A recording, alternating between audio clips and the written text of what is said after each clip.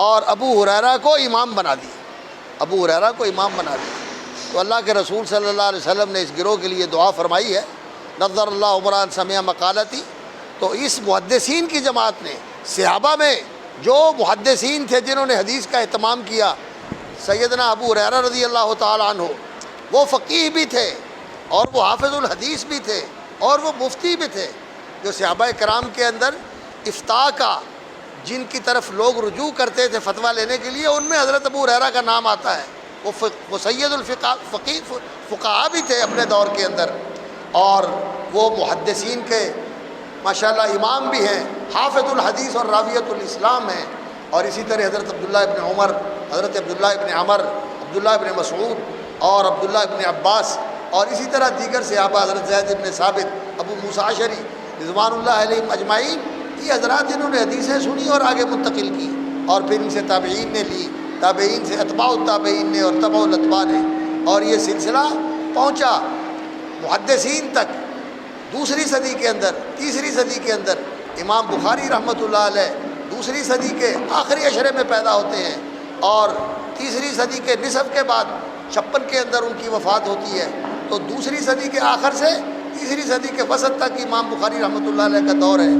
اور یہ محدثین کی جماعت جنہوں نے رسول اکرم صلی اللہ علیہ وسلم کی حدیث کی حفاظت فرمائی، جس طرح سنا وعاہا، محفوظ کر لیا، وَأَدَّاهَا كَمَا سَمِعَهَا، اور کسی لفظ کی کمی بیشی کے بغیر، تغییر و تبدیلی کے بغیر، اس کو جیسے سنا اسی طرح آگے منتقل کر دیا۔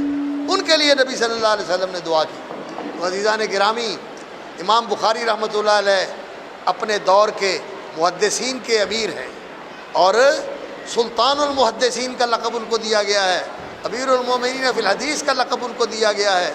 اور ان کے شاگردوں نے، ان کے اساتذہ نے اور ان کے معاصرین نے بالاتفاق یہ بات کہی، ان کے استاد بھی یہ کہتے ہیں، ان کے شاگرد بھی یہ کہتے ہیں، اور ان کا یہ کام بھی گواہی دیتا ہے کہ وہ اللہ اکبر اپنے دور کے افقہ خلق اللہ فی زماننا۔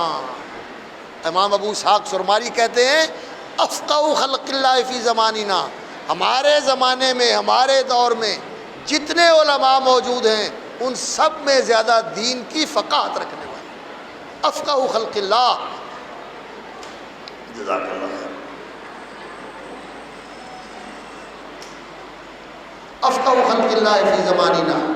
اور اللہ اکبر، ایک دوسرے ان کے استاد یہ کہتے ہیں، محمد ابن بشار المعروف بندار کہتے ہیں اللہ اکبر، امام بخاری رحمۃ اللہ علیہ کے بارے میں کہتے ہیں کہ آج وہ آیا ہے سید الفقہاء، سید الفقہاء ہے۔ اور دوسرے ایک اور محدث ان کے بارے میں یہ کہتے ہیں کہ جو یہ چاہتا ہے کہ ان یری الفقیہ بحق، جو اس فقیہ کو دیکھے جو برحق فقیہ ہے، جو اپنی رائے نہیں چلاتا دین کی، اللہ رب العزت نے اس کو بصیرت عطا فرمائی ہے، علم و فہم کے ساتھ نوازا ہے، اور وہ دین کے اندر جو بات کرتا ہے وہ قرآن اور حدیث سے استدلال کر کے کرتا ہے، اپنی رائے کے تکے نہیں چلاتا۔ تو افقہ خلق اللہ اور الفقیہ بحق، برحق فقیہ۔ تو امام بخاری رحمۃ اللہ علیہ کی جو فقاہت تھی، یہ ایسی فقاہت تھی کہ امام بخاری رحمۃ اللہ علیہ قرآن اور حدیث سے اور صحابہ اور تابعین کے آثار سے اور ائمہ مجتہدین کے اقوال کو سامنے رکھ کر اللہ رب العزت کی جو ہدایت اور اللہ رب العزت کی جو تعلیم ہے، جو حکم ہے، اس تک پہنچنے کی کوشش کرتے تھے، اور اللہ رب العزت نے ان کو خاص توفیق کے ساتھ نوازا تھا۔ ایسی فقاہت عطا فرمائی تھی کہ اس صحیح بخاری کے اندر امام بخاری رحمۃ اللہ علیہ نے جو فقہ کا ذخیرہ جمع کیا ہے، میں نے ایک دفعہ اس کا ذرا اہتمام کیا کہ جو فقہ کی کتابیں ہیں، الجامع الصغیر ہے، کتاب الآثار ہے، الجامع الکبیر ہے امام محمد ابن حسن رحمہ اللہ کی، اسی طرح امام شافعی رحمۃ اللہ علیہ کی کتاب الام ہے، اور المدونہ ہے ابن القاسم کا، اور اسی طرح امام احمد رحمۃ اللہ علیہ کے مسائل ہیں۔ میں نے ان سب کو جمع کیا، اور جمع کر کے میں نے ان کے ابواب اور ان کی کتابوں کو دیکھا، تو یقین جانیے کہیں 40 کتابیں ہیں، کہیں 30 کتابیں ہیں، کہیں 35 کتابیں ہیں، 50 سے نہ کوئی کتاب نہیں ہے، 50 سے نیچے نیچے کتابیں ہیں۔ اور امام بخاری رحمۃ اللہ علیہ کی الجامع الصحیح کے اندر اللہ اکبر 97 کتابیں ہیں۔ کتاب البدء الوحی، کتاب الایمان، کتاب العلم، کتاب الوضوء، کتاب الغسل، کتاب الحیض، کتاب التیمم، اسی طرح سلسلہ چلتا چلتا آخر کتاب التوحید پہ جا کے ختم ہوتا ہے۔ 97 کتابیں ہیں، اور جو ان کتابوں کے اندر ابواب ہیں وہ ابواب سینکڑوں تک پہنچتے ہیں، سینکڑوں تک۔ اور امام بخاری رحمۃ اللہ علیہ کی الجامع الصحیح کے اندر 3889 ابواب ہیں جو ان کتابوں کے اندر امام بخاری نے بنائے ہیں۔ اور ایک ایک حدیث کے اندر جو امام بخاری رحمۃ اللہ علیہ نے فقہی اور علمی اور زندگی کی رہنمائی کے لیے مسائل جمع کر دیے ہیں، یہ شاہکار ہے ان کی زندگی کا، اور علماء نے اس کی تعریف کی ہے، اور ہمیشہ اور بغیر کسی اختلاف کے ہمارے بر صغیر کے اندر اللہ تعالیٰ درجات بلند فرمائے شاہ ولی اللہ رحمۃ اللہ علیہ کے، کہ انہوں نے اس درس حدیث کا سلسلہ شروع کیا اور اللہ نے اس کو برکت دی۔ جتنے بھی علمی طبقات ہیں فقہی اختلافات کے باوجود سب کے اندر درس حدیث کا سلسلہ موجود ہے، اور سب حلقوں کے اندر بخاری پڑھی بھی جاتی ہے، پڑھائی بھی جاتی ہے، اور بخاری کے افتتاح کی تقاریب بھی ہوتی ہیں اور اس کے اختتام کی تقاریب بھی ہوتی ہیں۔ اس کو اللہ نے قبولیت عامہ نصیب فرما دی۔ تو یہ امام بخاری رحمۃ اللہ علیہ کا اخلاص تھا، اور یہ امام بخاری رحمۃ اللہ علیہ کی للہیت تھی، اور ان کا اللہ کے ساتھ یہ تعلق تھا کہ اس کتاب کے پڑھنے کے لیے جو ورع، جو نیکی، جو تقوی اور تعلق باللہ انہوں نے قائم رکھا، کہ اس کی حدیثوں کا انتخاب کرتے رہے، 16 سال لگائے، 6 لاکھ احادیث آثار کا ذخیرہ ان کے سامنے تھا، اس کو چھانا پٹکا، دیکھا اور جانچ پرکھ کر اس میں سے انتخاب کیا، اور انتخاب کرنے کے بعد پھر اللہ سے دعا کرتے تھے، غسل کرتے، وضو کرتے، دعا کرتے کہ یا اللہ مجھے توفیق عطا فرما، میرے قلم سے وہی نکلے جو اللہ کے رسول کا فرمان ہو، جو اللہ کے رسول صلی اللہ علیہ وسلم نے کہا ہو، اور وہی چیز آئے جو حق و ثواب ہو۔ اور پھر امت نے اتفاق کیا کہ قرآن مجید کے بعد صحیح ترین کتاب یہ صحیح البخاری ہے، الجامع الصحیح المسند المختصر من حدیث رسول اللہ صلی اللہ علیہ وسلم و سننہ و ایامہ، دین کی جامع، تمام دین نقطہ آغاز سے لے کر دین کی بنیاد کس پر ہے؟ وہی پر، اور اس کے اندر جو کچھ بیان کیے گئے ہیں عقائد، کتاب الایمان، اور پھر جو مسائل ہیں، احکام ہیں، زندگی کے تمام شعبوں سے تعلق رکھنے والے ان کا علم، اور پھر اس کے عمل کی تفصیلات، رسول اکرم صلی اللہ علیہ وسلم کی سنن اور آپ صلی اللہ علیہ وسلم کے طریقے، اور پھر اس کے مطابق صحابہ اور تابعین کے فتوے اور قرآن کی آیات جو اس کی اصل ہیں، یہ ساری امام بخاری رحمۃ اللہ علیہ ذکر کرتے چلے جاتے ہیں من حدیث رسول اللہ صلی اللہ علیہ وسلم و سننہ و ایامہ۔ اور یہ دین کی وہ جامع کتاب ہے کہ اس میں انسان کے لیے جو دینی طور پر معلومات ضروری ہیں وہ ساری جمع کر دی ہے امام بخاری رحمۃ اللہ علیہ، بدء الخلق سے لے کر اللہ اکبر، انبیاء کی تاریخ، رسول اکرم صلی اللہ علیہ وسلم کی سیرت، اور آنے والے دور میں جو فتن رونما ہونے والے ہیں، اشراط الساعہ اور قیامت کے بعد کے جو واقعات ہیں، وہ حساب اور حشر اور عرض اعمال اور وزن اعمال، یہ ساری چیزیں اس کے اندر موجود ہیں، اور اس کے ساتھ فضائل و مناقب، اور اس کے ساتھ قرآن کے فضائل، قرآن کی تفسیر اور قرآن کے متعلقہ معلومات، اور اہل علم کے لیے بالخصوص اصول فقہ کے مسئلے، اصول حدیث کے مسئلے، اور حکام اور قضات جو کرسی عدالت میں بیٹھنے والے ہیں ان کے لیے کتاب الاحکام، ریاست کے مسئلے، عدالت کے مسئلے، حکومت کے مسئلے سارے اس کتاب کے اندر موجود ہیں۔ تو عزیزان گرامی، اس کتاب پر توجہ دو۔ قرآن یہ دستور زندگی ہے، یہ ہدایت ہے، یہ علم کا خزانہ ہے، یہ خیر کا خزانہ ہے، اس کو اپنی توجہات کا مرکز بناؤ، گہرائی کے ساتھ قرآن پڑھو، تدبر، تفکر، تعقل کے ساتھ، اور نبی صلی اللہ علیہ وسلم کی احادیث کا مطالعہ کرو۔ کس لیے؟ تفقہ کے لیے، کہ دین کی حقیقی سمجھ حاصل کرنے کے لیے رسول اکرم صلی اللہ علیہ وسلم کی احادیث اور سنن کا مطالعہ ضروری ہے۔ اور صحیح دین کی سمجھ انسان کو اس وقت آتی ہے جب انسان کا دل پاکیزہ ہو اور اس کی سوچ پاکیزہ ہو، دل بھی پاک ہو اور اس کی سوچ بھی پاک ہو، تو پھر یہ دین کا نور اور دین کا علم انسان کے اندر راسخ ہوتا ہے، متمکن ہوتا ہے۔ دل پاک نہ ہو، سوچ پاکیزہ نہ ہو، تو پھر یہ الفاظ تو ہوتے ہیں لیکن یہاں سے نیچے نہیں جاتے اور زندگی کا حصہ نہیں بنتے۔ اس لیے پاک فکر کے ساتھ، پاک سوچ کے ساتھ اور پاک دل کے ساتھ یہ دین کا علم پڑھنا چاہیے اور پڑھنا بھی چاہیے۔ قبل ان تصودوا، اہل علم بیٹھے ہیں، اللہ تعالیٰ عافیت و سلامتی کے ساتھ اور خیر و برکت کے ساتھ ان کے سایہ عاطفت سلامت رکھے، ان کی زندگیوں میں برکت فرمائے۔ لیکن دنیا کا نظام یہی ہے کہ جو آیا ہے اس نے جانا ہے، جو کہیں بیٹھا ہے اس نے وہ جگہ خالی کرنی ہے۔ بیٹا آپ لوگوں نے یہ جگہ لینی ہے۔ حضرت عمر رضی اللہ تعالیٰ عنہ کا فرمان ہے، امام بخاری نے کتاب العلم میں ذکر کیا، تفقہوا قبل ان تصودوا، ذمہ داریوں کے سر پر آنے سے پہلے اپنے اندر صلاحیتیں پیدا کر لو، جانشینی کی اہلیت پیدا کر لو، دین کے اندر تفقہ حاصل کر لو۔ اور یہ جو آپ نے نظامی تعلیم حاصل کی ہے، یہ نہ سمجھو کہ ہم نے سارا علم حاصل کر لیا۔ امام ابو عبداللہ محمد بن اسماعیل البخاری اس پر مزید اضافہ کرتے ہیں، کہتے ہیں وَبَعْدَ أَن تُصَوَّدُوا، شیخ الحدیث بننے کے بعد، ممبر پہ کھڑے ہو کے خطاب کرنے کے بعد اور بہت مشہور داعی اور واعظ بن جانے کے بعد بھی تحصیل علم کا سلسلہ جاری رکھو، اسے موقوف نہیں کرنا، اسے موقوف نہیں کرنا۔ تو عزیزان گرامی، یہ کتاب امام بخاری رحمۃ اللہ علیہ کی تصنیف ہے اور جامع تصنیف ہے۔ اس کی ابتدا انہوں نے وہی سے کی ہے اور شروع میں حدیث نیت والی لائے ہیں اور ہجرت والی حدیث لائے ہیں۔ اللہ اکبر، اللہ اکبر۔ ایک تو اس علم کا جو طالب ہے، پہلے دن سے اس کی نیت اچھی ہونی چاہیے، لیکن اگر پہلے کوئی نیت میں کمی ہے، کوئی کجی ہے اور کوئی اس کے اندر یعنی اس کی سطح نیچی ہے، تو انسان کو علم حاصل کرنے کے بعد اس نیت کو بہتر کر لینا چاہیے، نیت کا محاسبہ کر کے اس نیت کی اصلاح کر لینی چاہیے، اپنی نیت کو خالص کر لینا چاہیے۔ یہ علم جو ہے اس کا مقصد یہی ہے کہ یبتغی بہ وجہ اللہ، اللہ کی رضا حاصل کرنی ہے۔ یہ علم اللہ کی رضا حاصل کرنے کے لیے حاصل کیا جاتا ہے اور مقصد اس کا یہ ہے کہ میری جہالت دور ہو جائے اور میری زندگی راہ راست کے اوپر آ جائے، اور اللہ تعالیٰ مجھے توفیق عطا فرمائے کہ پھر دنیا میں پھیلی ہوئی جہالت کو بھی میں دور کروں اور لوگوں کو بھی راہ راست کے اوپر لے کے آؤں۔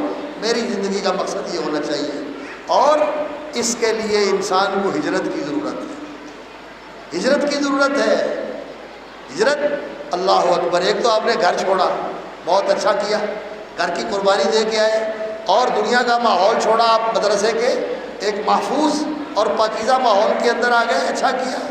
لیکن بات یہ ہے کہ اس ہجرت کو ایسی ہجرت بنائیں کہ ہجرت اللہ اور ہجرت رسول اللہ، اللہ کے طرف ہجرت ہو، یعنی وہ جو نبی صلی اللہ علیہ وسلم کو اللہ رب العزت نے فرمایا تھا نا وَتَبَتَّلْ إِلَيْهِ تَبْتِيلًا، کہ سب سے کٹ کے ایک اللہ کے ساتھ جڑ جا، اللہ کا ہو جا، اللہ کے ساتھ جڑ جا۔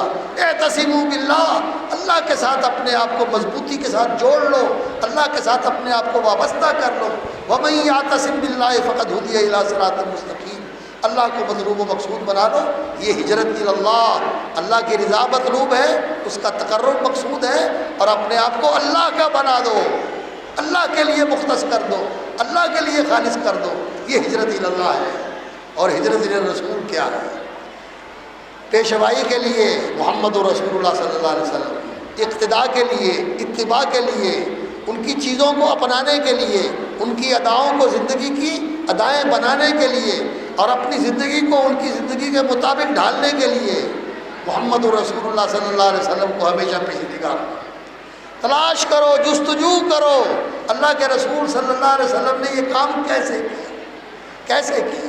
اور اللہ تعالیٰ جزائے خیر دے محدثین کو کہ انہوں نے رسول اکرم صلی اللہ علیہ وسلم کی زندگی کا وہ باریک، دقیق اور جامع اور مکمل ریکارڈ محفوظ کر کے امت کے سامنے رکھ دیا ہے کہ آج بھی ہم اگر دیکھنا چاہیں کہ نبی صلی اللہ علیہ وسلم نے یہ کام کیسے کیا تھا، اس کیمرے کی اور اس ویڈیو فلم کی ضرورت نہیں ہے۔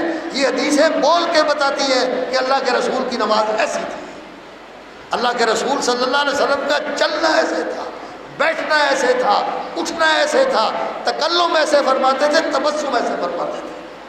لیکن اللہ اکبر، اس کے لیے ہجرت کی ضرورت ہے۔ اس ماحول سے کٹ کے اپنے تصور کے ساتھ سفر کر کے اپنے آپ کو صدیوں کا زمانہ طے کر کے اس فضا کے اندر لے جائیں جہاں اللہ کے رسول تشریف فرمائے اور صحابہ بیٹھے ہوئے ہیں اور قال رسول اللہ سمعت رسول اللہ رأیت رسول اللہ صلی اللہ علیہ وسلم، اپنے آپ کو اس ماحول میں لے جائیں تو پھر انشاءاللہ حدیث کے انوار آتے ہیں، حدیث کے انوار آتے ہیں۔ یہ درمیان میں واسطے ہیں، یہ وہاں پہنچانے والے ہیں، انہی واسطوں کے اندر الجھ کے نہ رہ جاؤ، انہی کے اندر اپنے آپ کو الجھا کے نہ رکھ لو، بلکہ یہ تو بتانے والے ہیں، سنگے میل ہیں، راستہ بتانے والے ہیں وہاں کا جہاں پہنچنا ہے۔ ہجرت اللہ کی ضرورت ہے اور ہجرت رسول کی ضرورت ہے۔ یہ امام بخاری رحمۃ اللہ علیہ شروع میں حدیث لے کے آئے یہ بتانے کے لیے کہ جو علماء ہوتے ہیں ان کی ہجرت اللہ ہوتی ہے اور ہجرت رسول ہوتی ہے۔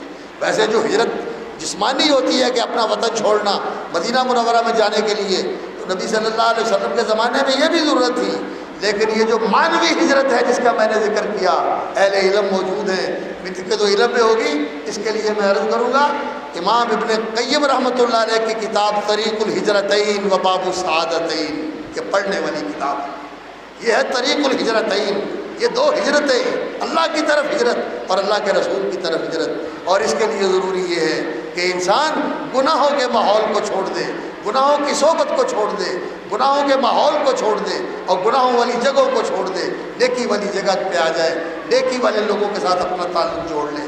تو پھر ختم کیا اس کو کتاب التوحید کے اوپر، ختم کیا ہے کتاب التوحید کے اوپر کہ دین کا مرکزہ توحید ہے، دین کا وہ بیج جس سے دین کا شجر سایہ دار اصلها ثابت و فروعها فی السماء، دل کی زمین کے اندر جڑ پکڑتا ہے اس کا بیج، اور پھر وہ انسان کی زندگی کے اندر اصلها ثابت و فروعها فی السماء کی شکل میں اللہ اکبر ایمان کا شجر سایہ دار بنتا ہے اور پربہار بنتا ہے، اور اللہ اکبر وہ ثمر بار بنتا ہے۔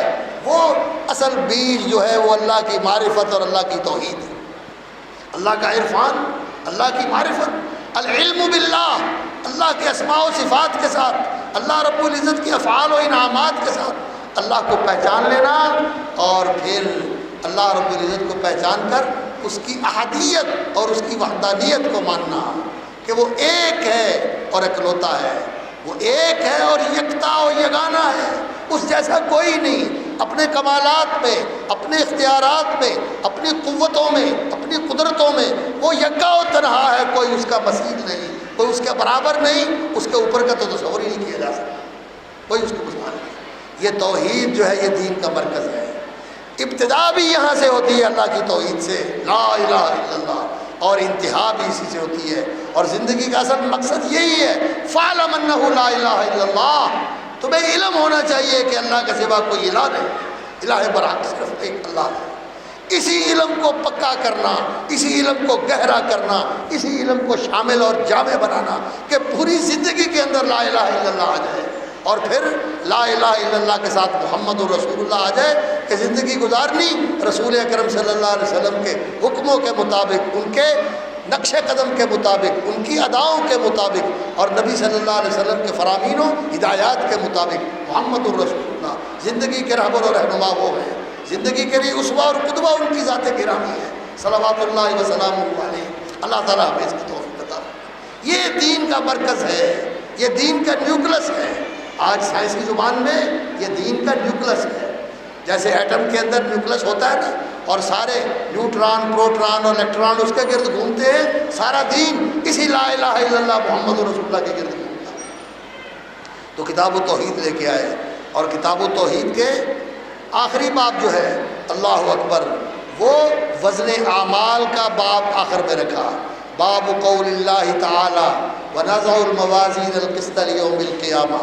اور یہاں میں عرض کر دوں کہ کئی لوگوں نے انہیں توحید کا انہیں شوق ہوا کہ ہم توحید مانیں، تو توحید کے لیے انہوں نے اللہ رب العزت کے بعض تو ایسے متکلمین اور فلاسفہ سے متاثر ہیں جنہوں نے اسماء کا بھی انکار کر دیا۔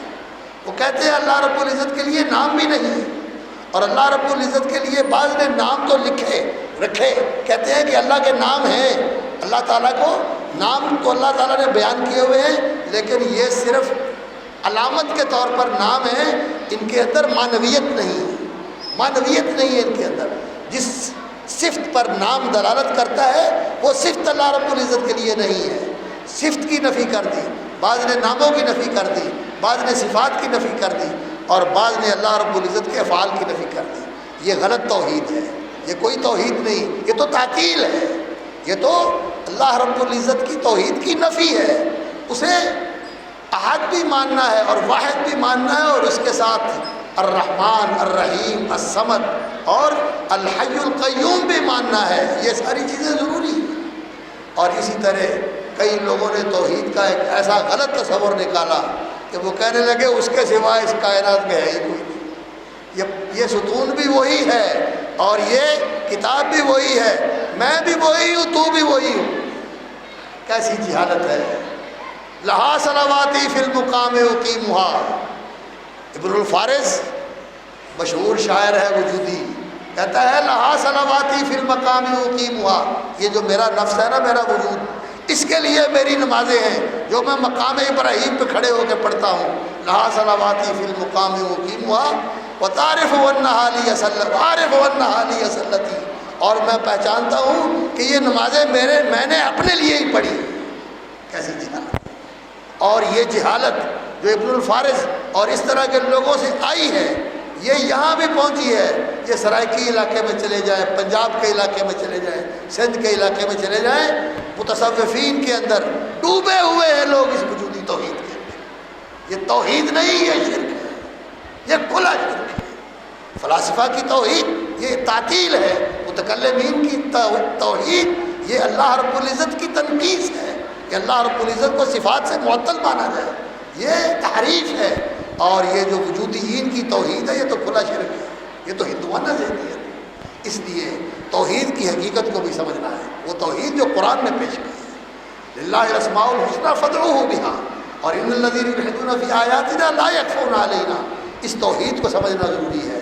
اور امام بخاری رحمۃ اللہ علیہ نے اس کتاب توحید کے اندر توحید ربوبیت، توحید الوہیت، توحید الاسماء والصفات، اور اللہ اکبر، توحید الطلب والقصد اور توحید العلم والمعرفہ، اس ساری توحید کی اقسام کو اس میں جمع کر دی ہے۔ اور آخر میں باب لے کے آئے ہیں، باب قول اللہ تعالیٰ ونضع الموازین القسط لیوم القیامہ۔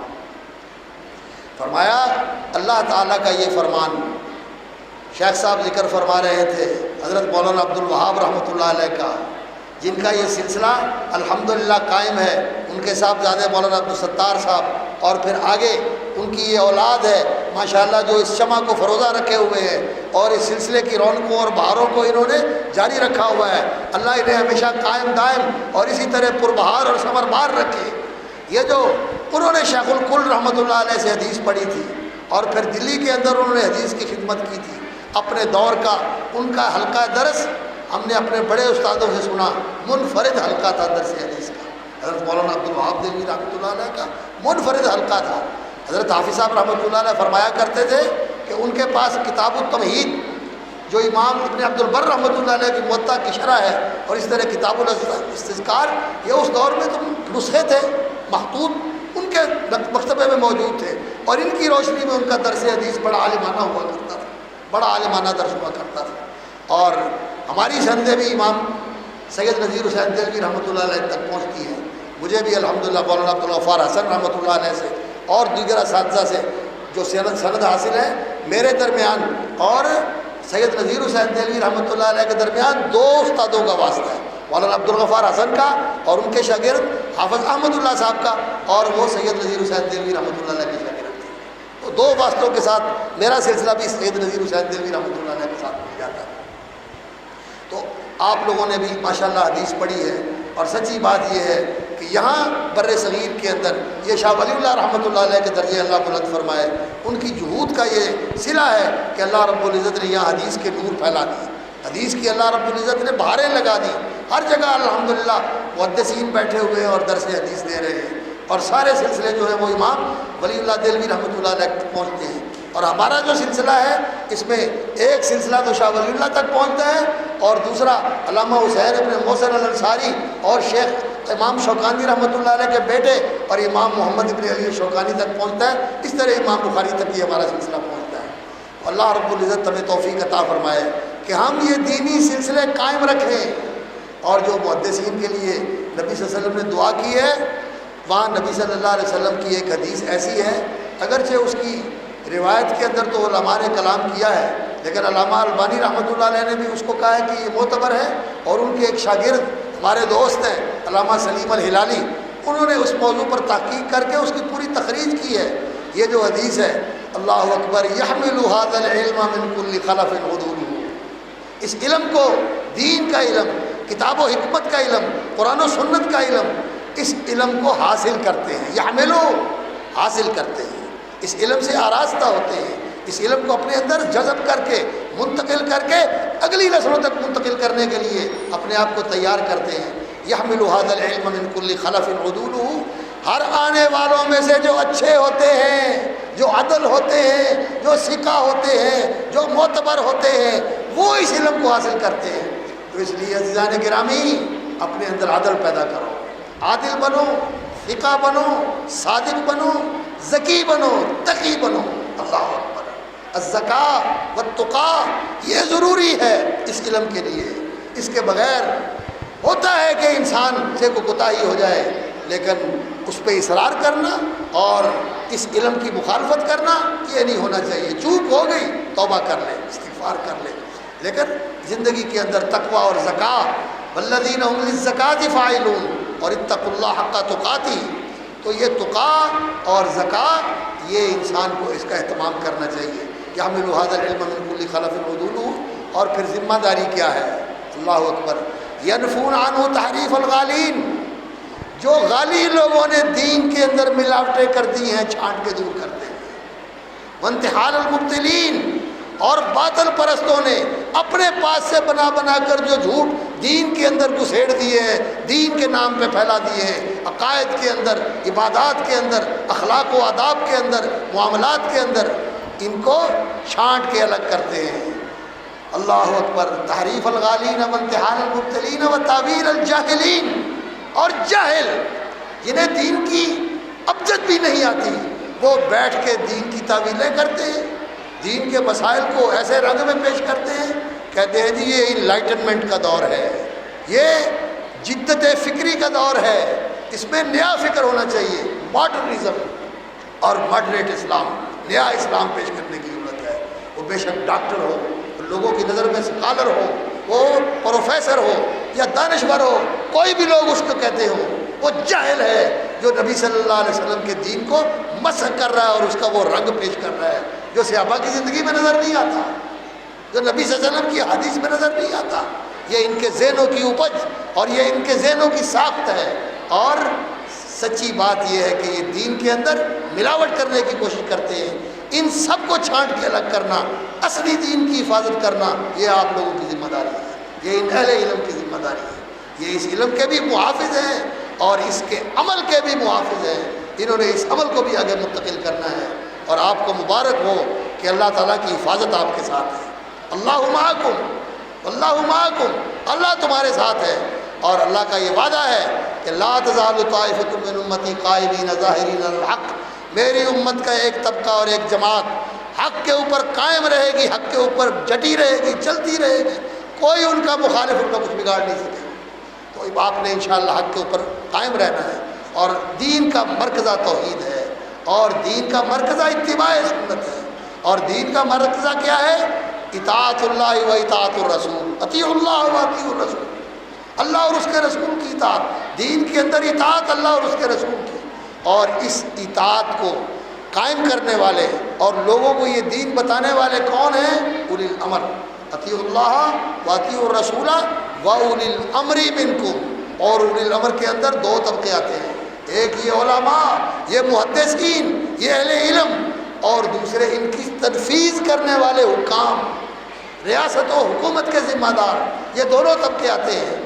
اور اگر کہیں اختلاف ہو جاتا ہے، علماء کچھ کہتے ہیں، وہ کہتے ہیں کہ دین کا تقاضا یہ ہے، اور ریاست والے کچھ کہتے ہیں کہ جی ریاست کے اور سیاست کے تقاضے یہ ہیں، فَإِن تَنَازَعْتُمْ فِي شَيْءٍ فَرُدُّوهُ إِلَى اللَّهِ وَالرَّسُولِ، تمہارے پاس اللہ کے رسول کی احادیث موجود ہے، ان کی زندگی کا نمونہ موجود ہے، خلفائے راشدین کا نمونہ موجود ہے، اور اللہ رب العزت کا قرآن موجود ہے۔ اس کی طرف رجوع کر کے جو بات قرآن و سنت کے مطابق ہو، اسوہ رسول اور سنت خلفائے راشدین کے مطابق ہو، اسے اپنا لو اور باقی چھوڑ دو، اور گھبراؤ نہیں، اللہ تمہارے ساتھ ہے، اللہ تمہاری مدد کرے گا۔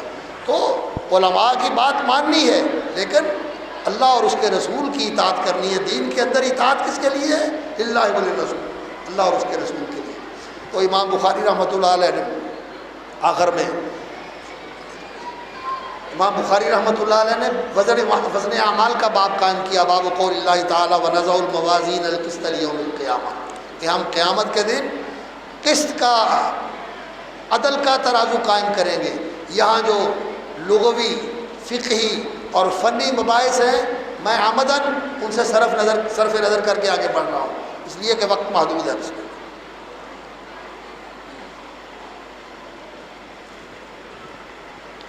تو امام بخاری رحمۃ اللہ علیہ نے فرمایا باب قول اللہ تعالیٰ، اللہ تعالیٰ کا یہ فرمان کہ اللہ نے فرمایا وَنَضَعُ الْمَوَازِينَ الْقِسْطَ لِيَوْمِ الْقِيَامَةِ، ہم اللہ تعالیٰ جل شانہ فرماتے ہیں ہم رکھیں گے، قائم کریں گے الموازین القسط، نضع الموازین القسط، یہ صفت موصوف ہے۔ قسط اگرچہ مفرد ہے لیکن مصدر ہے، اس لیے یہ میزان القسط، میزانان قسط، موازین قسط، یہ اس کے لیے لا یثنی ولا یجمع، یہ آپ جانتے ہیں، اس لیے الموازین القسط یا ذوات القسط بھی علماء نے کہا ہے، یہ بھی اس کی تعبیر ہو سکتی ہے۔ ونضع الموازین القسط ای ذوات القسط، ونضع الموازین القسط لیوم القیامہ۔ اور امام بخاری رحمۃ اللہ علیہ کی کمال مہارت ہے کہ جو حدیث لے کے آتے ہیں جامع، اور جو آیت لے کے آتے ہیں وہ بھی جامع، اور جو فتویٰ ذکر کرتے ہیں وہ بھی راجع اور منتخب فتویٰ ذکر کرتے ہیں، صحابی کا، تابعی کا، یا جس کسی بھی فقیہ کا، فقہاء میں سے ہو، تابعین میں سے یا صحابہ میں سے، تو اس کو ذکر کرتے ہیں۔ تو یہ وزن اعمال کے بارے میں اور بھی آیات ہے قرآن مجید کی، لیکن سورۃ الانبیاء کی جو جامع آیت ہے اس کا امام نے انتخاب کیا، وَنَضَعُ الْمَوَازِينَ الْقِسْطَ لِيَوْمِ الْقِيَامَةِ، اللہ اکبر، وَلَا تُظْلَمُ نَفْسٌ شَيْئًا وَإِنْ كَانَ مِثْقَالَ حَبَّةٍ مِّنْ خَرْدَلٍ أَتَيْنَا بِهَا وَكَفَىٰ بِنَا حَاسِبًا۔ اور پھر وَأَنَّ أَعْمَالَ بَنِي آدَمَ وَقَوْلَهُمْ يُوزَنُ، یہ فرمایا کہ عمل بھی تولے جائیں گے اور اقوال بھی تولے جائیں گے، قولہم و اقوالہم دونوں نسخے موجود ہیں۔ اور عمل اور قول کا تولنا، لوگ سمجھتے تھے کہ کیسے یہ چیز تولی جائے گی، لیکن آج سے پہلے، آج کا جو دور یہ جو 18ویں صدی سے شروع ہوا ہے سائنسی دور، اس دور میں ہوا کا لوگوں نے وزن کر لیا، اور لوگوں نے ایسی ایسی چیزوں کو تول لیا کہ ان کے تولنے کا لوگوں کے ہاں تصور نہیں تھے، لوگ بڑی بڑی چیزوں کو تولتے تھے، رتی ماشا ہوتے تھے، لیکن اب تو گرام ہے، اور گرام کے 1000 حصے کر کے ملی گرام بنا دیا۔ اور ایک اور سسٹم ہے، اہل علم یہاں موجود ہے، شاید کوئی ریاضی اور ان مائکرو سائنسز والا بھی کوئی موجود بیٹھا ہوا ہو، گرام کا جو 1000واں حصہ ملی ہوتا ہے، اس کے بھی آگے حصے کر کے نینو گرام، اللہ اکبر، ایسا سسٹم بنا دیا کہ 1 ملی گرام کو، یعنی گرام کے 1000ویں حصے کو تقسیم کر کے بلینز کے اندر، ملین نہیں، 10 لاکھ نہیں، بلینز کے اندر تقسیم کر دیا جاتا ہے، اور اس کو بھی تولا جا سکتا ہے۔ ہوا کو تولا جا رہا ہے، ہوا کو تولا جا رہا ہے، اور سردی کو اس کا پیمانہ دیکھا جا رہا ہے کہ سردی کا کیا درجہ ہے، گرمی کا کیا درجہ ہے، پیمانہ اس کا کیا ہے۔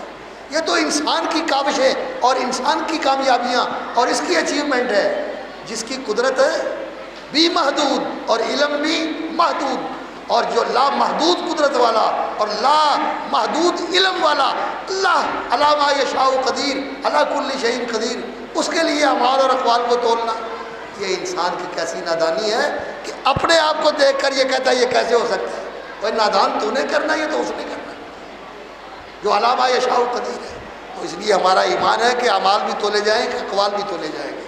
اور علماء نے لکھا ہے کہ روایات سے معلوم ہوتا ہے کہ صحائف اعمال بھی تولے جائیں گے، نامہ اعمال جن میں لکھے ہوئے ہیں، اور عمل بھی تولا جائے گا، عمل بھی تولا جائے گا۔ حسن خلق، تیرا برتاؤ، تیرا بولنا، تیرا دیکھنا، تیرا لین دین، تیرا رویہ، تیرا سلوک لوگوں کے ساتھ، یہ عمل ہے۔ یہ بھی تولا جائے گا۔ اور نبی صلی اللہ علیہ وسلم کا فرمان ہے کہ ما من شیء یوضع فی المیزان یوم القیامۃ اثقل من خلق حسن، خلق حسن سے زیادہ وزنی چیز ترازو والے اعمال میں نہیں رکھی جائے گی، تو اپنے اخلاق کو اچھا کرنا چاہیے، تو یہ وزن، اس کا بھی وزن کیا جائے گا اور قول بھی تولا جائے گا۔ یہی حدیث جو ہے لے کے آئے ہیں ثقیلتان فی المیزان سبحان اللہ و بحمدہ سبحان اللہ العظیم، یہ جو دو بول ہیں اللہ کی تسبیح کا کلمہ اور اللہ کی حمد کا کلمہ، ان کو ترازو میں رکھ کے تولا جائے گا اور یہ بڑے بھاری ثابت ہوں گے۔ تو اعمال کا بھی وزن ہوگا اور اقوال کا بھی وزن ہوگا۔ پھر قسط کے متعلق امام بخاری رحمۃ اللہ علیہ نے اور قسطاس کے متعلق بات کی۔ قسطاس اور میزان یہ دونوں مترادف ہیں۔ وزنوا بالقسطاس المستقیم، اللہ رب العزت نے فرمایا ووضع المیزان، اللہ نے میزان رکھا ہے، دنیا میں بھی اللہ نے میزان رکھا ہے اور آخرت میں بھی اللہ نے میزان رکھا ہے۔ دنیا میں بھی کیا کہا؟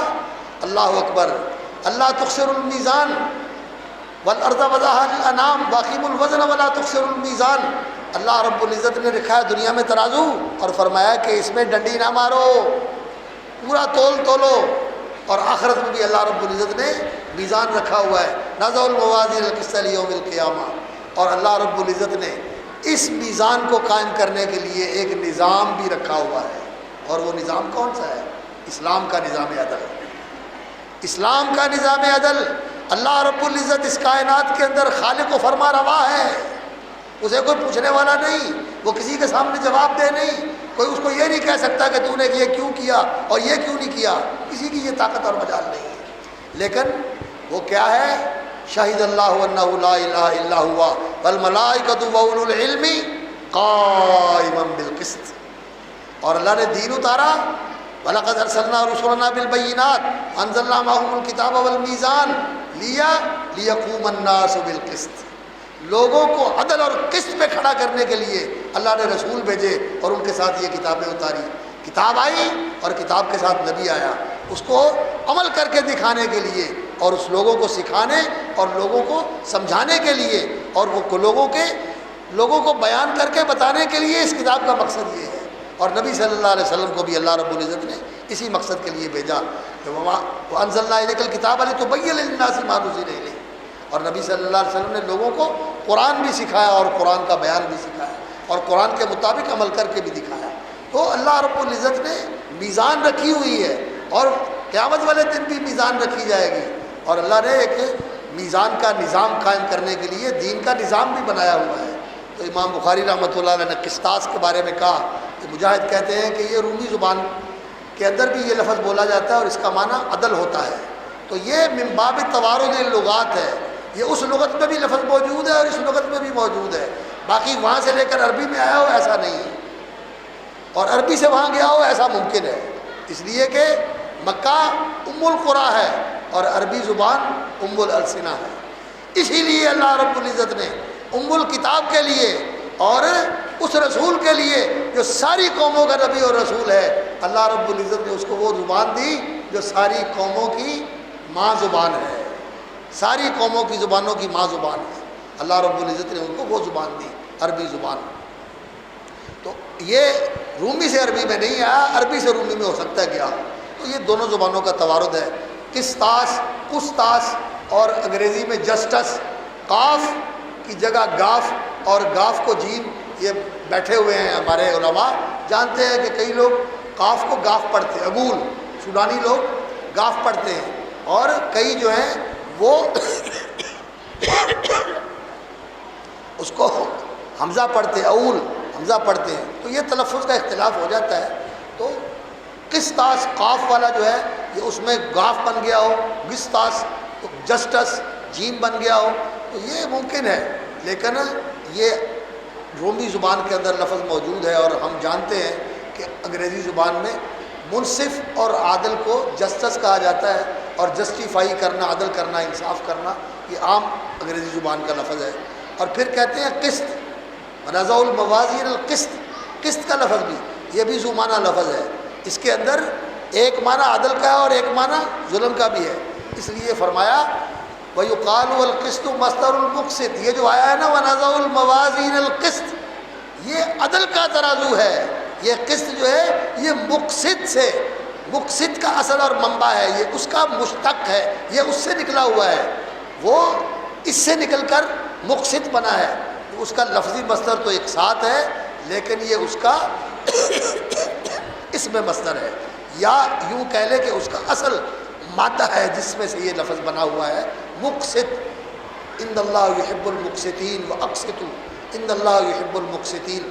اللہ کے بارے میں اللہ رب العزت نے فرمایا قائما بالقسط کونوا قوامین بالقسط. تو اس قسط سے مراد جو اوپر آیت کے اندر آیا ہے ونضع الموازین القسط، تو یہ قسط سے مراد کیا ہے؟ القسط مصدر المقسط وهو العادل، فالقسط بمعنى العدل، قسط کا معنی عدل ہے. اور باقی قرآن مجید میں اس مادے کا ایک اور لفظ بھی استعمال ہوا ہے، اور وہ کیا ہے؟ وَأَمَّا الْقَاسِطُونَ فَكَانُوا لِجَهَنَّمَ حَطَبًا وَأَنَّا مِنَّا الْمُسْلِمُونَ وَمِنَّا الْقَاسِطُونَ. سورہ جن میں جنوں کا اللہ رب العزت نے ذکر فرمایا وَأَنَّا مِنَّا الْمُسْلِمُونَ وَمِنَّا الْقَاسِطُونَ، اور وَأَمَّا الْقَاسِطُونَ فَكَانُوا لِجَهَنَّمَ حَطَبًا. تو قاسط کا لفظ آیا ہے تو کہتے ہیں قاسط فهو الجائر. تو وہاں قاف سین طا مادہ یہی ہے لیکن تلفظ بدل جاتا ہے. قسط قاف کے کسرے اور سین کے سکون کے ساتھ عدل ہے، اور قسط قاف کے فتح اور سین کے سکون کے ساتھ یہ کیا ہے؟ الجور، ظلم. جارہ کا معنی کیا ہوتا ہے؟ سیدھے سے ہٹ جانا، دائیں بائیں ہو جانا، تو یہ ظلم ہے. وَأَمَّا الْقَاسِطُ فَهُوَ الْجَائِرُ. پھر اگلے حدیث بیان کرتے ہیں اپنی سند کے ساتھ. حدثنا احمد بن اشکاب قال حدثنا محمد بن فضیل عن عمارة بن القعقاع عن ابی زرعة عن ابی ہریرہ رضی اللہ تعالی عنہ. حضرت ابو ہریرہ رضی اللہ تعالیٰ عنہ تو مکہ مدینہ میں رہے، یمن سے آئے، دوسی قبیلے کے تھے، اور پھر مدینہ میں رہے. حج کے لیے گئے، جہاد کے لیے گئے، لیکن ان کی زندگی مدینہ منورہ میں گزری. اور جو ان کے شاگرد ابو زرع ہیں، یہ ابو زرع جو ہیں حضرت جریر ابن عبداللہ البجلی کے پوتے، ان کے پوتے ہیں ابو زرع ابن عمر ابن جریر ابن عبداللہ البجلی. اور اب جریر ابن عبداللہ یہ بڑے ہی خوبصورت انسان تھے. ان کو کہا جاتا تھا کہ یوسف هذه الامہ، وہ اس امت کے یوسف ہیں، اتنے خوبصورت تھے. اور وہ کہتے ہیں کہ میں اللہ کے رسول صلی اللہ علیہ وسلم کی مجلس میں جب بھی آیا اللہ کے رسول نے مسکرا کر میرا استقبال کیا. یہ ابو زرع ان کے بیٹے، ان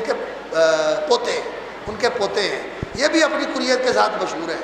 ابو ہریرہ بھی اپنی کنیت کے ساتھ مشہور ہیں. نام ابو ہریرہ کا عبد الرحمن ابن صخر رضی اللہ تعالیٰ عنہ، اور ابو زرع کے نام میں اختلاف ہے، کوئی حرم کہتے ہیں، کوئی عمر کہتے ہیں، کوئی اور بھی نام لیتے ہیں ان کے، لیکن کنیت ان کی جو ہے اسی کے ساتھ ان کی شہرت ہے. اور ابو ہریرہ کے بڑے ہی، جیسے ابو ہریرہ نبی صلی اللہ علیہ وسلم کے خاص شاگرد تھے، آئے تو پھر چمٹے رہے، اسی طرح ابو زرع بھی ابو ہریرہ کے خصوصی شاگرد تھے. لیکن ان کا وقت کوفے میں بھی گزرا. اور ان کے شاگرد جو ہیں عمارہ بن القعقاع اور عبداللہ، یہ دونوں بھائی ہیں. یہ امام ابو حنیفہ کے ہم عصر ہیں، کوفے میں رہنے والے تھے. عبداللہ ابن شبرمہ کوفے کے قاضی تھے، امام صاحب کے ہم عصر ہیں. اور یہ قعقاع ان کے بھائی تھے. اور یہ عمارہ جو ان کے بیٹے ہیں یہ اپنے چچا سے بڑے تھے، عبداللہ ابن شبرمہ سے بڑے تھے، اور یہ بھی تابعین میں شمار ہوتے ہیں. تو وہ اس حدیث کے راوی ہیں. اور ان کے شاگرد جو ہیں محمد ابن فضیل ابن غزوان ہیں، اور ان کے شاگرد امام احمد ابن اشکاب ہیں. تو یہ سند امام بخاری رحمۃ اللہ علیہ نے اپنی ذکر فرمائی، اور سند کے ساتھ رسول اکرم صلی اللہ علیہ وسلم تک بات پہنچائی. سند جو ہے یہ بہت ضروری ہے. حوالہ اور سند، یہ بات لی کس سے لی، کہاں سے لی، کون نقل کرنے والا ہے، کون روایت کرنے والا ہے، کون بتانے والا ہے.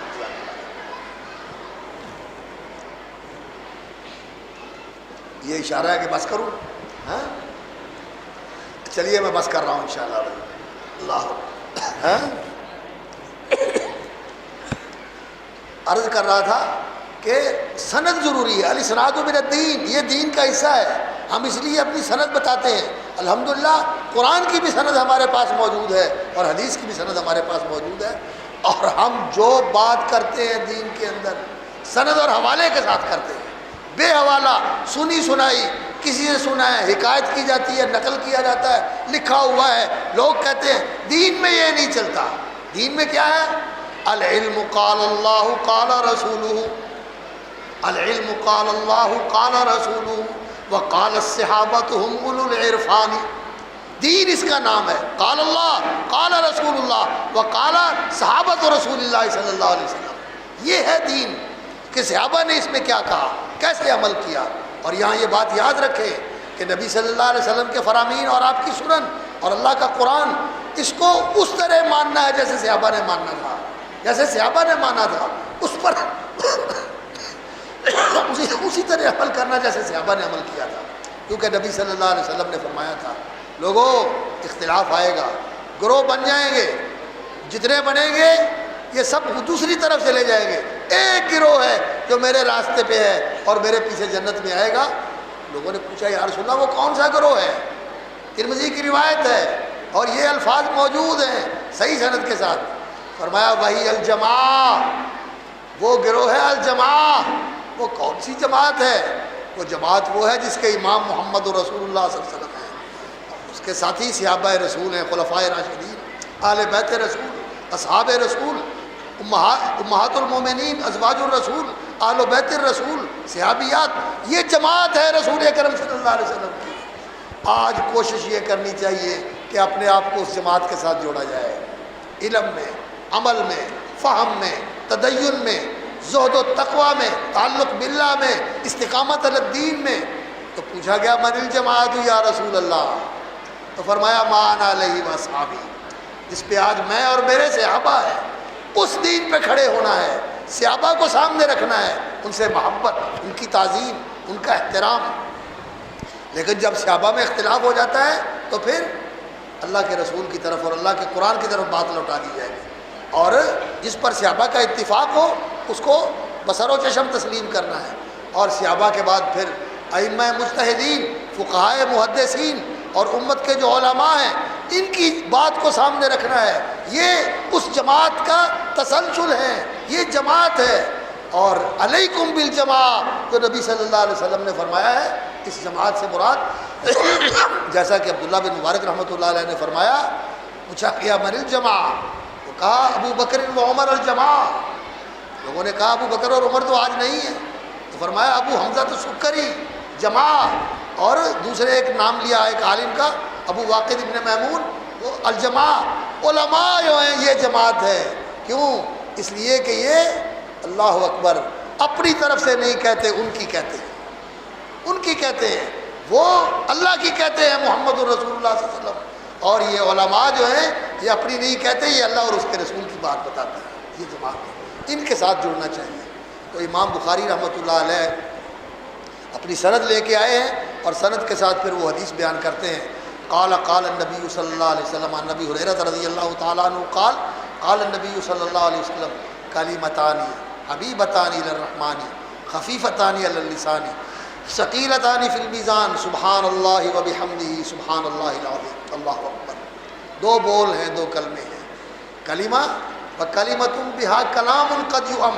ابن مالک رحمۃ اللہ علیہ نے فرمایا نا، کلام کو کلمہ بھی کہہ دیتے ہیں. کلمۃ الشاعر، کلمۃ الیوم، اخباروں میں لکھا ہوتا ہے آج کا کالم کلمۃ الیوم، اور کلمۃ الشاعر اور کلمۃ الترحیب اور کلمۃ الاستقبال.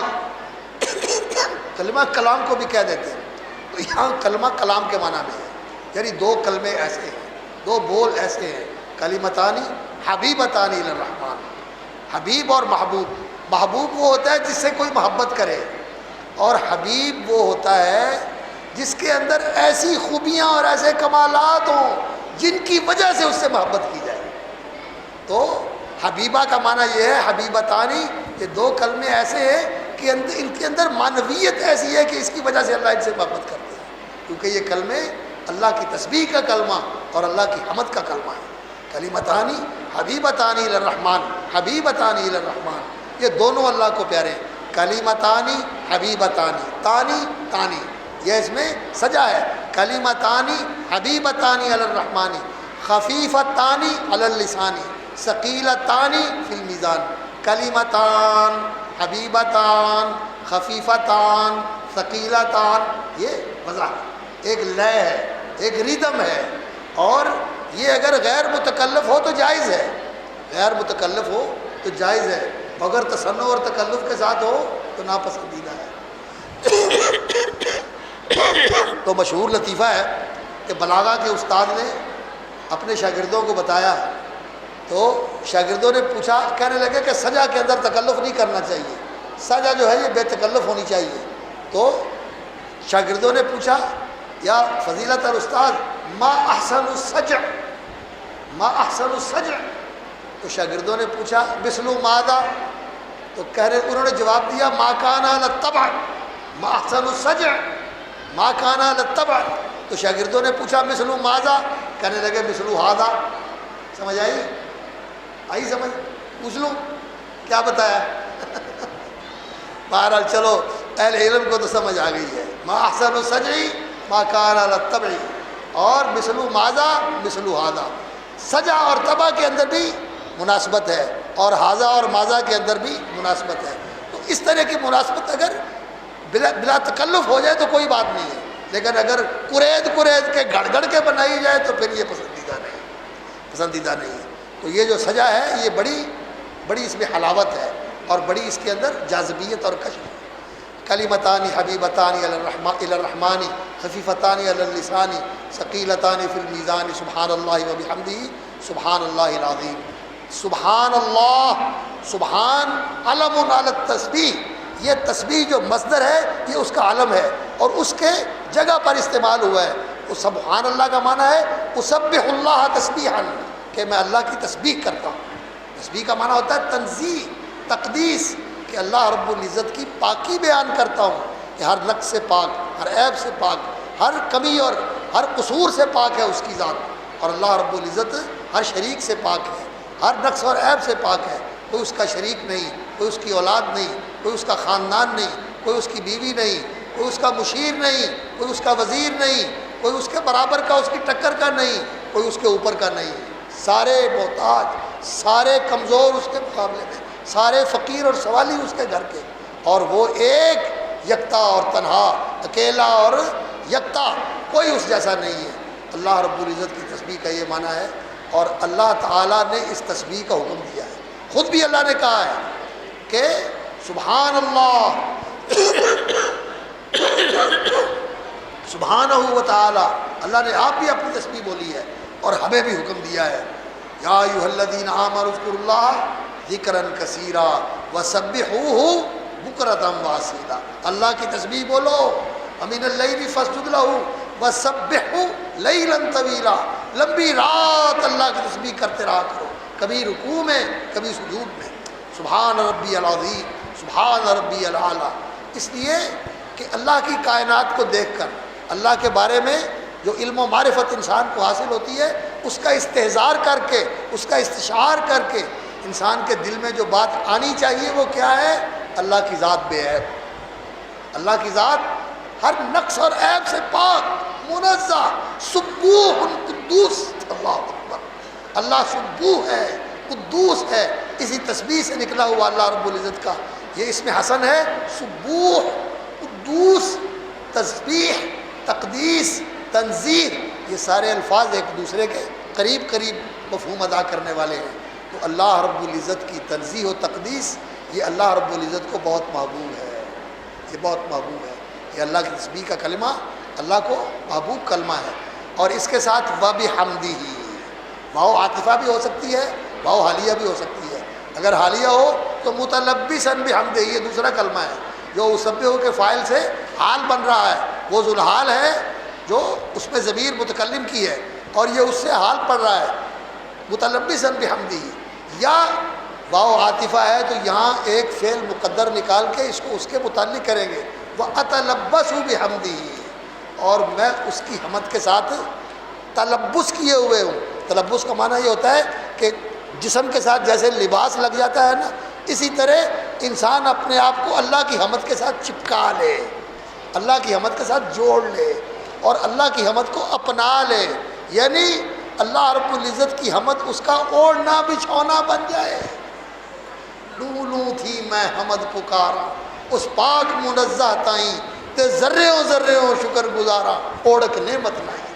پنجابی کے شاعر نے اللہ اکبر کیا خوبصورت اس کا ترجمہ کیا ہے، کہتے ہیں کہ جسم کے بال سے، روئیں سے، لوں سے میں اللہ کی حمد بولوں اور اس کی تنزیہ و تقدیس کا اظہار کروں، اور اس کی انگن تو بے شمار نعمتوں پر شکر کروں تو اللہ رب العزت کا شکر ادا نہیں ہو سکتا اور نہ اس کی تعریف کا حق ادا کیا جا سکتا ہے۔ تو وبحمدہ کا معنی ہے تعریفیں اس کے لیے، کمالات اس کے لیے، خوبیاں اس میں، حسن و جمال اس کے لیے، عظمت و جلال اس کے لیے، خوبی و کمال اس کے لیے، انعامات و احسانات اس کی طرف سے، بڑائیاں اور عظمتیں اس کے لیے۔ اللہ کے حسن و جمال کی تعریف کرنا اور اللہ تعالیٰ کے عظمت و جلال کا اظہار کرنا، یہ اللہ رب العزت کی حمد ہے اور اس کو ثناء حسن بھی کہتے ہیں۔ لیکن اس کے لیے یہ ضروری ہوتا ہے کہ دل میں محبت ہو اس کے احسانات کی وجہ سے، اس کی خوبی و کمال کی وجہ سے، اور اس کی تعظیم کا جذبہ ہو، اور انسان محبت و تعظیم کے ساتھ اس کی تعریف کر رہا ہو، اور دل شکر کے جذبات سے لبریز ہو، اور انسان کی زبان اس کی حمد سے رطب اللسان ہو، اور انسان کا انگ انگ اس کی فرما برداری کے اندر سرگرم ہو، تو یہ اصل میں حمد ہوتی ہے۔ تو اللہ رب العزت کی حمد کا کلمہ فرمایا الحمدللہ تملأ المیزان، یہ تو ترازوؤں کے، نیکیوں کے ترازو کو بھر دیتا ہے۔ اور سبحان اللہ والحمدللہ، اور سبحان اللہ اللہ کی تسبیح کا کلمہ اور الحمدللہ اللہ کی حمد کا کلمہ، یہ دونوں مل جائیں تو آسمان زمین، ساتوں آسمان اور ساری زمینیں اور درمیان کی تمام فضا اور خلا اللہ تعالیٰ اجر و ثواب کے ساتھ اور حسنات کے ساتھ بھر دیتے ہیں۔ یہ بڑے عظیم کلمے ہیں، خفیفتان علی اللسان، سبحان اللہ وبحمدہ سبحان اللہ العظیم۔ اور اگلا جو سبحان اللہ ہے وہ پہلے کی تکرار ہے، اور اس کے ساتھ سبحان اللہ کے ساتھ لفظ عظیم آیا ہے، یعنی جو ہم اللہ کی تسبیح کرتے ہیں اللہ اس سے بڑھ کر تسبیح کا مستحق ہے، ہم اس کی تسبیح کا حق نہیں ادا کر سکتے۔ اور ہم جو اللہ رب العزت کی تعریف کرتے ہیں اللہ رب العزت کی تعریف اس سے بڑھ کر ہے۔ نبی صلی اللہ علیہ وسلم جو احمد تھے، سب سے زیادہ اللہ کی حمد کرنے والے، اور آپ کی امت کا بھی یہ لقب ہے کہ آپ کی امت الحمادون، اللہ کی حمد کرنے والے ہیں، اور اللہ کی حمد کرنے کی وجہ سے ہی نبی صلی اللہ علیہ وسلم کو یہ نام ملا محمد، جن کی سب سے زیادہ تعریف کی گئی۔